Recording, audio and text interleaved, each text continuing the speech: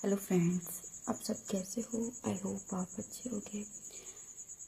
आज हम बात करने जा रहे हैं क्लास 12 बायोलॉजी चैप्टर है हमारा 4 अनुवांशिक जेनेटिक के बारे में बात करेंगे हम।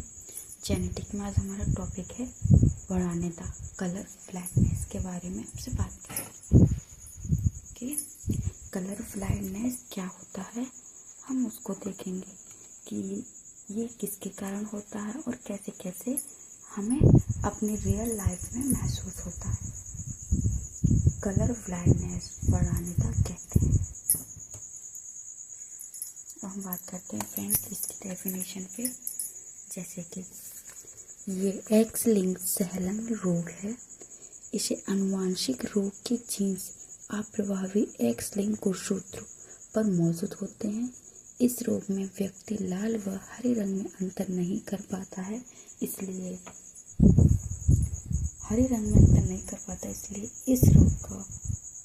इस रोग को लाल हरे अंधापन या प्रोटीन दोष या डेल्टानिज्म के नाम से भी जाना जाता है। मतलब जो कलर ब्लाइंडनेस है वो लाल व हरे रंग में अंतर नहीं कर पाता है। और फ्रेंड्स, आप फर्स्ट सेकंड थर्ड चैप्टर के नोट्स चाहते हैं क्लास 12 के, तो आप मेरे चैनल की प्लेलिस्ट पे जा सकते हैं। मैंने आपके टॉपिक 5 नोट्स को कवर किया है। अब हम बात करते हैं इसकी जो डेफिनेशन है, मैंने वो आपको बता दी है कि किसके द्वारा इसमें प्रोटीन दोष या अंधापन देखने को मिलता है। अब हम बात करते हैं इसके एग्जाम्पल पर। जैसे कि लाल हरे अंधापन नामक रोग एक वर्णन हॉर्नर नामक वैज्ञानिक ने किया। उन्होंने बताया कि इस रोग से पीड़ित व्यक्ति डिज़ाइनर, कलाकार, रज्जुकार नहीं बन सकते। मतलब कलाकार जो डिज़ाइन करते हैं, बारीकियां होती हैं उनमें, वो काम नहीं कर सकते। इसके अलावा वर्णान्यता से पीड़ित व्यक्ति को रेलवे में ड्राइवर पद पर नौकरी नहीं मिलती है।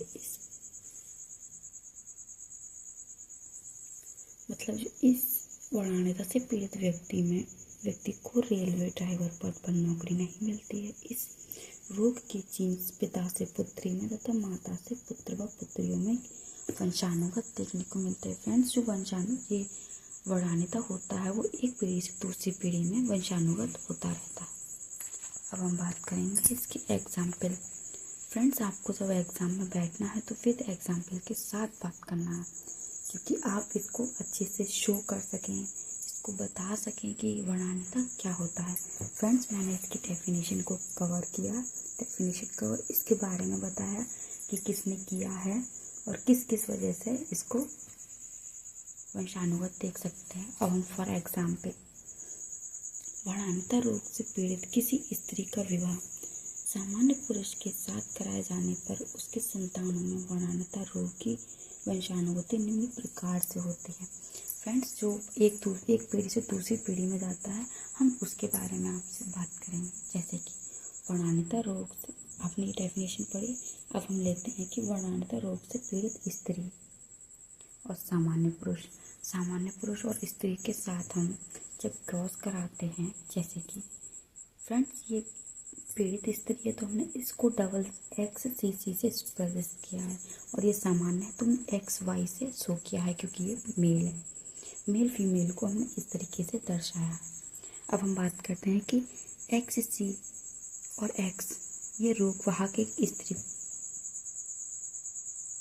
प्राप्त होती है हमें, और जब हम नेक्स्ट बात करते हैं तो XC का XY के साथ तो हमें रोगवाहक पुरुष प्राप्त होता है। आप इनके XC और X के साथ करेंगे तो रोगवाहक स्त्री, और XC XY के साथ करेंगे तो रोगवाहक पुरुष। मतलब 2 रोगवाहक और 2 पुरुष और 2 स्त्री दोनों की जो संख्या है इसमें हमें बराबर देखने को मिली है। अब हम नेक्स्ट एग्जाम्पल बात करते हैं।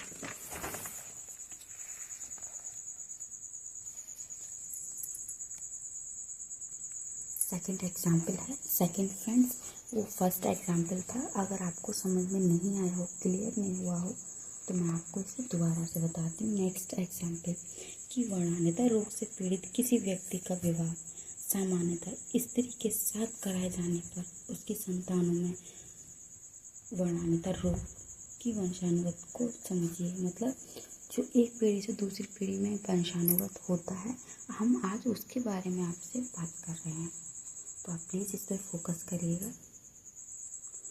फ्रेंड्स, आप मुझे ये बताइए कि आपको पहला एग्जाम्पल समझ में आया कि नहीं। अब हम सेकंड पे बात करते हैं। वर्णानुगत रोग से पीड़ित व्यक्ति लिया है हमने यहाँ पे, और यहाँ पर हमने सामान्य स्त्री ली है। हम इसके बारे में आपसे बात करेंगे विद एग्जाम्पल। अब हम देखते हैं कि XC जो रोगवाहक है, इसलिए हमने XY पे C लगाया है क्योंकि ये रोगवाहक है और ये सामान्य है, तो हमने इसको XX स्त्री से प्रदर्शित किया है। अब हम इसका क्रॉस XC का क्रॉस X के साथ कराते तो रोगवाहक पुत्री प्राप्त होती है, और यहाँ हमें XC और X और XY प्राप्त होता है, तो सामान्य पुत्र। अब हम इसका क्रॉस XC और X के साथ कराते तो रोगवाहक पुत्री, और Y और XY जब हम Y का और X के साथ कराते हैं सामान्य पुत्र। मतलब हमें 2 सामान्य पुत्र और 2 रोगवाहक स्त्रियाँ प्राप्त होती हैं जब एक विवाहित जीवन के बाद। आप इस तरीके से देखेंगे कि हमारे संतान में स्त्री से पुत्री से पुत्र में या माता से पुत्री दोनों में वंशानुगत रोग देखने को मिलते हैं। फ्रेंड्स, अगर आपको इस टॉपिक से कोई और समझ में नहीं आया हो तो आप प्लीज़ मुझे बता सकते हैं। कमेंट सेक्शन में बताना कि आपको इससे रिलेटेड कोई और प्रॉब्लम तो नहीं है। फ्रेंड्स, आपको इस तरीके से कोई नहीं समझाएगा जिस तरीके से मैं आपके नोट्स वगैरह समझा रही हूँ।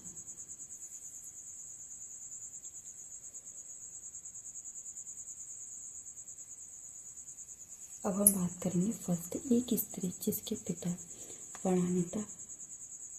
वर्णानुगत हैं, ये का विवाह सामान्य पुरुष के साथ कराए जाने पर उनकी संतान में वर्णानुगत रोग को समझिए। मतलब एक स्त्री है जिसके पिता ने वर्णानुगत रोग का विवाह पुरुष के साथ कराए जाने पर संतान में वर्णानुगत का जो रोग होता है, उसका क्रम होता है, उसको देखेंगे। जैसे कि रोगवाहक स्त्री XC XY सामान्य पुरुष। अब आप इसकी जो क्रॉस करते हैं वो आप अच्छे से कर सकते हैं। XC और XX का क्रॉस कराएंगे तो सामान्य पुत्री, और यहाँ पर रोगवाहक पुत्री प्राप्त होती है क्योंकि यहाँ पर XC लिया है और यहाँ पे हमने XX लिया है। अब हम बात करेंगे XC वर्णानुगत पुत्र और XY को लेंगे तो हम वर्णानुगत पुत्र देखने को मिलेगा। यहाँ पर XX सामान्य पुत्री और XXY सामान्य पुत्र। अब आप देख सकते हैं इन दोनों के क्रॉस को कि हमने इसमें भी क्रॉस किस तरीके से किया है और इसमें, और आपको जब एग्ज़ाम में बैठना है तो इसी तरीके से क्रॉस का जो एग्जाम्पल है वो दिखाना होगा।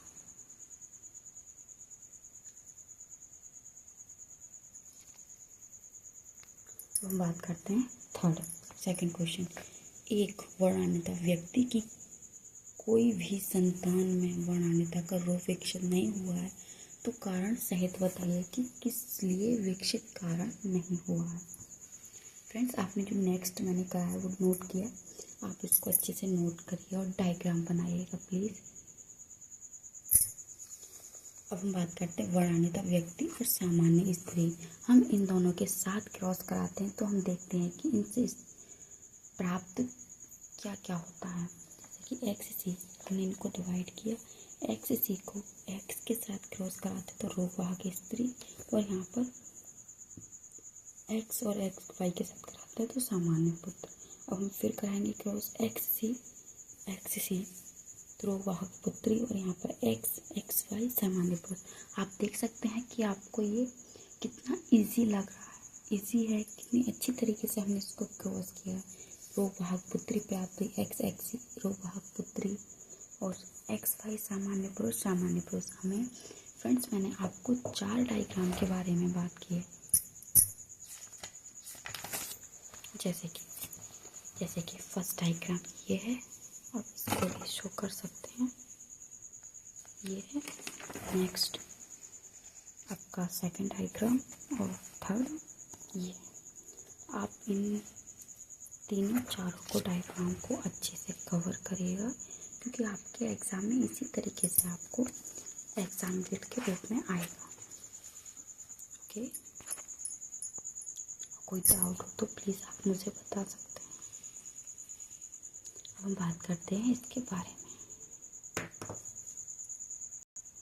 अब हम बात करेंगे इसके जो विस्तार के बारे में। इसमें जो कोई पॉइंट रह जाएगा वो इससे क्लियर करेंगे। जैसे कि पुरुषों में एक्स लिंग गुणसूत्र पाया जाता है और प्राणिता के जीन्स केवल एक्स लिंग गुणसूत्र पर ही उपस्थित होते हैं। मतलब जो गुणसूत्र होते हैं वो एक्स लिंग पर गुणसूत्र उपस्थित होते हैं। रोग के जीन्स प्रायः पिता से पुत्रियों में वंशानुगत होते हैं और अतः पुत्रियों में केवल एक एक्स लिंग गुणसूत्र ही तीव्र से पहुंचता है, जबकि माता से सामान्य गुणसूत्र आयोग अतः एक एक्स वाई गुणसूत्र रोग के जीन्स में उपस्थित होने पर दूसरे प्रभावी एक्स जीन्स के जो दूसरे प्रभावी एक्स जीन्स उसके प्रभाव को कम कर देता है और वह रोग वाहक दशा जो मतलब उसका जो जीन्स का जो प्रभाव होता है उसे कम करके वो कम कर देता है और वह रोग वाहक की दशा में बना रहता है,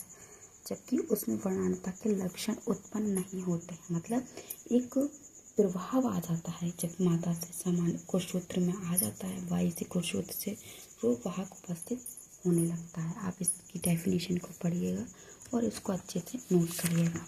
अब हम आगे बात करते हैं sickle cell anaemia. Sickle cell anaemia क्या होता है? फ्रेंड्स, आपको इसमें टिप्पणी लिखने के लिए आ सकती है कि सिकल सेल एनीमिया क्या होता है। हम उसके बारे में आपसे बात करेंगे।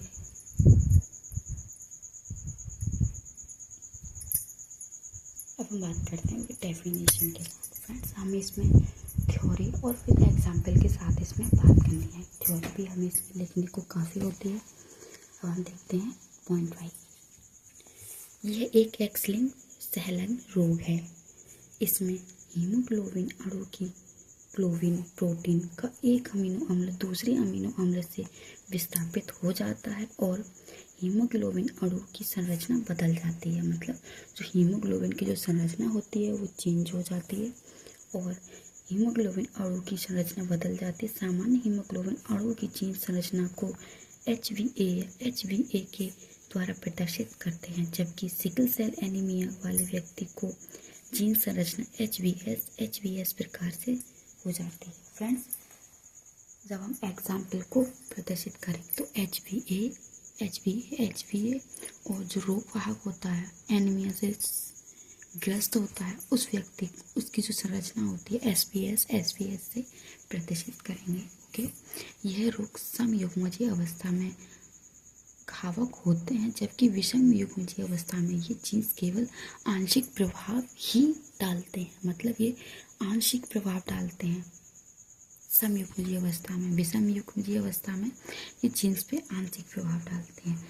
सिकल सेल एनीमिया एक उपापचय रोग है जिसमें हीमोग्लोबिन की आणविक संरचना बदलकर हाइशकार हो जाती है। फलस्वरूप लाल रुद्र कणिकाएं ऑक्सीजन का परिवहन नहीं कर पाती हैं। फलस्वरूप व्यक्ति की मृत्यु भी हो जाती है। फ्रेंड्स, आप इसमें देखेंगे कि इस सिकल सेल एनीमिया के कारण हमें मृत्यु भी देखने को मिलती है। अब हम इसके एग्जाम्पल पे बात करेंगे। फर्स्ट एग्जाम्पल, यदि पति तथा पत्नी दोनों सिकल सेल एनीमिया के वाहक हो तो उनकी संतानों में सिकल सेल एनीमिया की वंशानुगत को समझाइए। ये हमारा फर्स्ट पॉइंट है। अब हम इसके एग्जाम्पल पे बात करते हैं।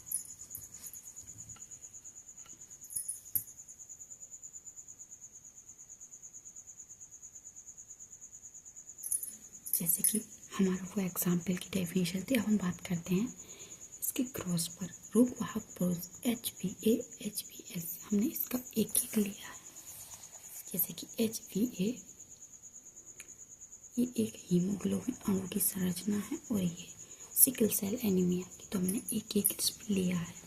HbA HbS रोग वाहक स्त्री रोग वाहक पुरुष हमने इसमें दोनों को रोग वाहक लिया है। ओके,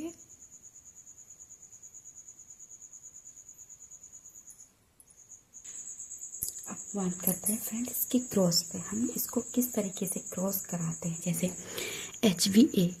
HVA हमने इन दोनों को दोनों तरीके से डिवाइड किया। अब हम इस HVA का क्रॉस HVA के साथ कराते हैं तो हमें HVA मतलब XX प्राप्त होता है। अब हम HVA ओके HVS के साथ क्रॉस कराते हैं तो हमें XX प्राप्त होता है। नेक्स्ट कि HV पहले हम फ्रेंड्स जो हमारा मेन होता है उसे लेते हैं, जैसे HVS के साथ कराते हैं तो X और XY हमें रोग वाहक पुत्र प्राप्त होता है। और HVS XX आप देखेंगे कि जो इनकी संख्या है हमें इसमें 3 पुत्रियां और 2 पुत्र प्राप्त होते हैं। इनसे उत्पन्न एक संतान सामान्य, 2 संतान रोग वाहक तथा एक संतान सिकल सेल एनीमिया रोग होता है। मतलब जो एक संतान होती है ये सिकल सेल एनीमिया रोग से ग्रस्त होता है और जो एक संतान है वो 2 रोग वाहकों से भिन्न होती है। जैसे कि आप देखेंगे AA, SS और SS, HSV ये तीनों 2 एक हैं, ये अलग है, ये अलग है। ओके, तो इसमें एक सिकल सेल एनीमिया रोग है जिसकी मृत्यु हो जाएगी। अब हम सेकंड बात करते हैं कि किसी सामान्य पुरुष का विवाह सिकल सेल एनीमिया स्त्री के साथ करा दिया जाता है तो उसकी संतानों में सिकल सेल एनीमिया रोग की वंशानुगत को समझाइए। किस तरीके से समझाना है उसको देखेंगे।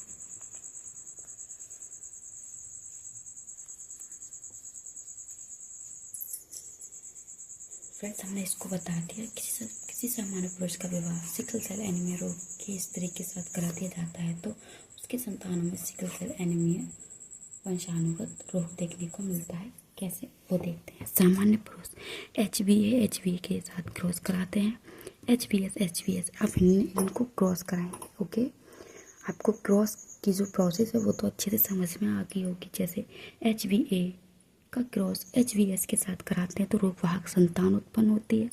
HVA का क्रॉस HVS के साथ कराते हैं तो रोगवाहक संतान प्राप्त होती है। HVS मतलब इसमें हमें सभी जो संतानें होंगी HVS सभी जो संतान हैं वो रोगवाहक प्राप्त होंगी। ओके, एक एग्जाम्पल ये हो गया आपका। और नेक्स्ट कि एक एग्जाम्पल मैंने आपका ये कवर करा दिया। आप इन दोनों एग्जाम्पल में से सिकल सेल एनीमिया का एक एग्जाम्पल नोट कर कर आ सकते हैं। अब हम बात करते हैं इसकी जो कुछ पॉइंट है कि सामान्य पुरुष तथा सिकल सेल एनीमिया स्त्री से उत्पन्न सभी संतानें सिकल सेल एनीमिया रोग की वाहक होंगी। मतलब जो सभी जो सिकल सेल एनीमिया रोग से उत्पन्न हैं वो संतान सिकल सेल एनीमिया रोग वाहक होंगी। ओके, अब हम नोट पॉइंट बात करते हैं। नोट पॉइंट क्या है कि सिकल सेल एनीमिया रोग में लाल रुद्र कणिकाओं की ऑक्सीजन परिवहन की क्षमता बहुत कम हो जाती है। थर्ड सेकंड पॉइंट है कि ये रोग पुरुषों में अधिक तथा स्त्रियों में कम देखने को मिलता है। थर्ड, HVS जीनोटाइप वाले संतति जिंदा नहीं रह पाती हैं और मृत्यु हो जाती है। ओके, इसमें हमारा एक और क्वेश्चन आता है बारपिंड। बारपिंड क्या होता है हम उसको समझाएंगे। आप इसे क्या समझते हैं बताइए। लाइन संकल्पना से आप क्या समझते हो उसको बताएंगे। फ्रेंड्स आपको ये शॉर्ट टिप्पणी के रूप में आता है। बार बॉडीज मतलब बारपिंड क्या होता है। बारपिंड की खोज सर्वप्रथम 1949 में मोरवार नामक वैज्ञानिक ने की।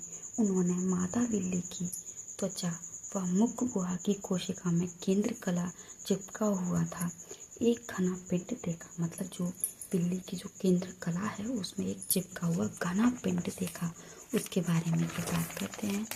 जैसे कि कुर्शोत की तरह गहरा स्टोन होता है, इसे ही बार पिंड कहते हैं। मतलब कुर्शोत की तरह एक स्टोन दिखाई देता है, उसी को हम बार पिंड कहते हैं। ये केवल मादा कोशिकाओं में पाया जाता है, नर में नहीं पाया जाता। ये आप स्त्री जो बिल्ली होती है मादा होती है उसमें आप देख सकते हैं। ये मादा में लिंग कुर्शोत XX में एक कोषसूत्र की निष्क्रिय दशा को प्रदर्शित करता है। मतलब जो कोषसूत्र की जो निष्क्रिय दशा होती है उसमें ये प्रदर्शन दिखेगा।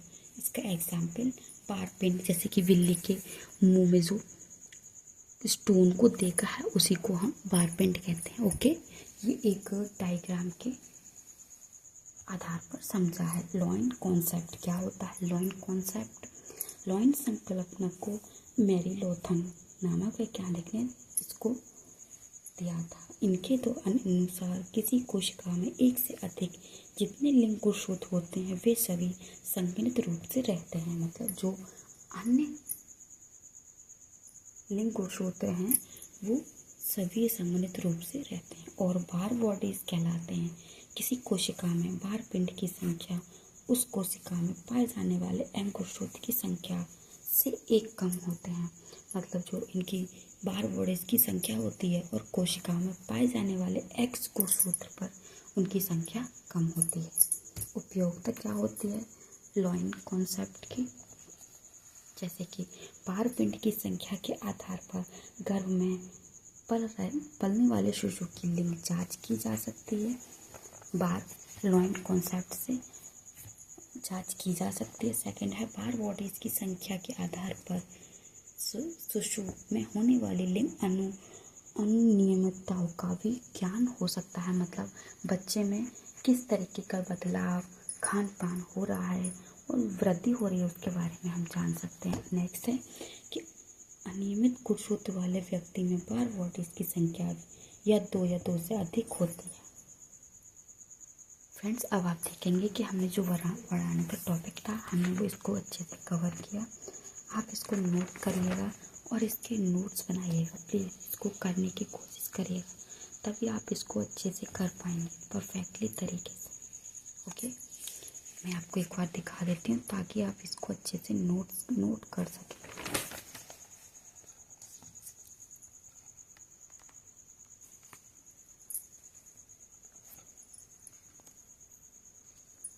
इसको नोट करिएगा।